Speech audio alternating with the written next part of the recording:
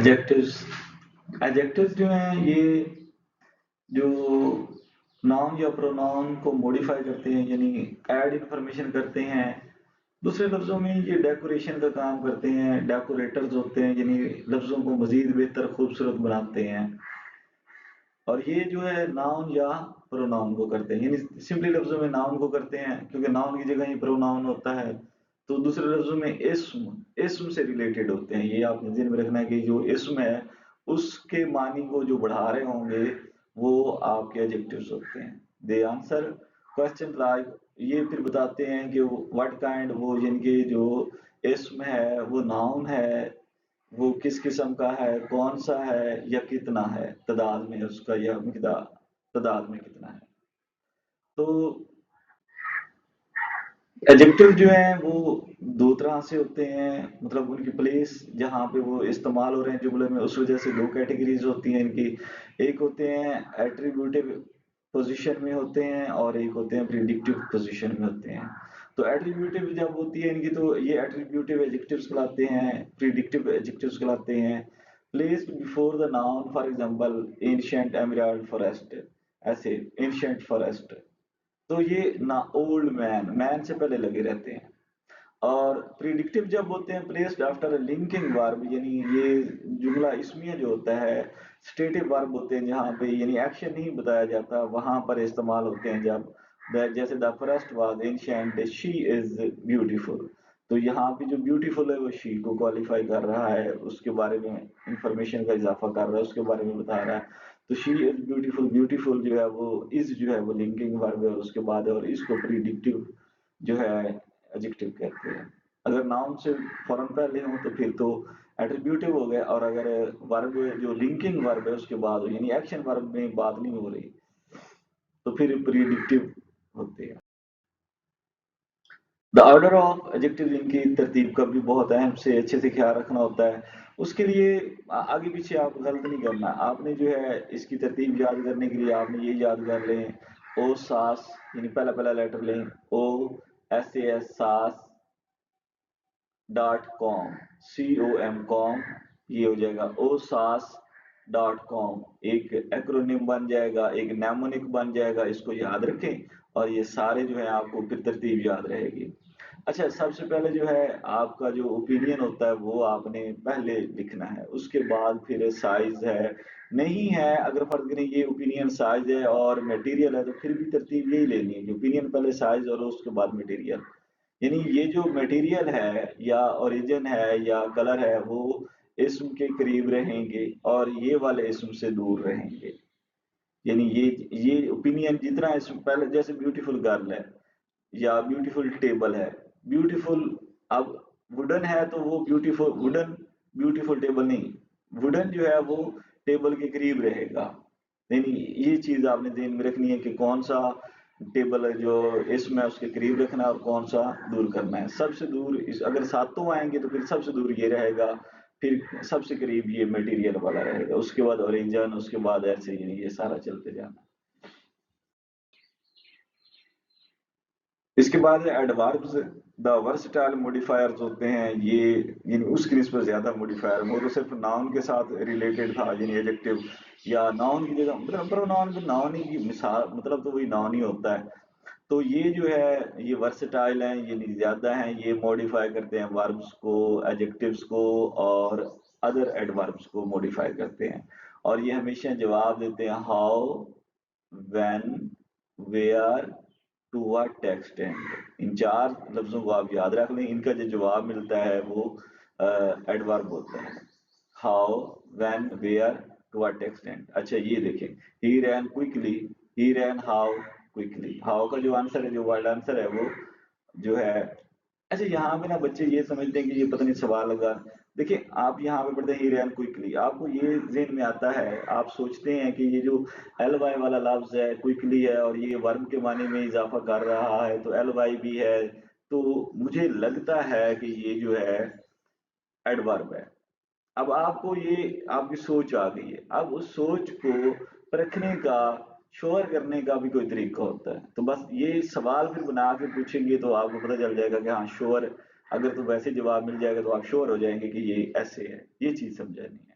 अब जैसे मैं कहता हूँ ही रैन क्विकली, मुझे लगता है एल वाई वाला जो लफ्ज होता है वो आम तौर पर जो है एडवर्ब होता है, और वैसे भी रैन क्विकली रैन के माने में इजाफा कर रहा है तो ये एडवर्ब है चर्च में। लेकिन अगर आप ये मेरी जो है अभी थिंकिंग है, अब मैं इसको चेक कर लेता हूँ।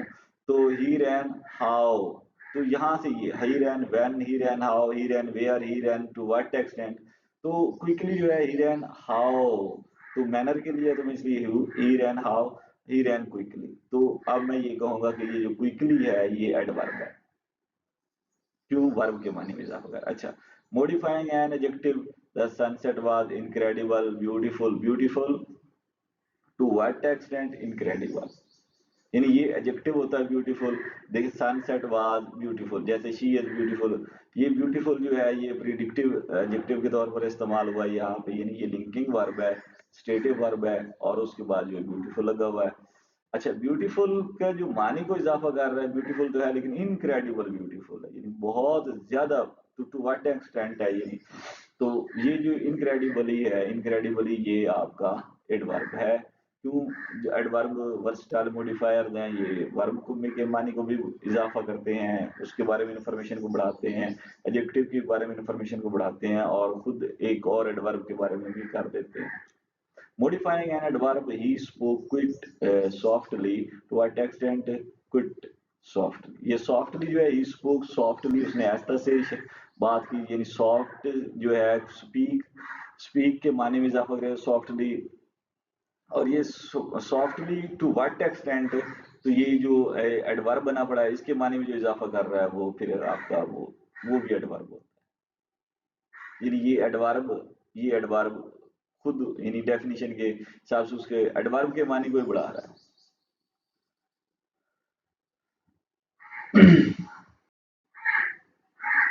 The L Y trap and exception, इस्तिस्ना भी होता है, ये नहीं कि सारे जो एल वाई वाले होते हैं वो आप समझ लेंगे वो जो है एडवर्ब है।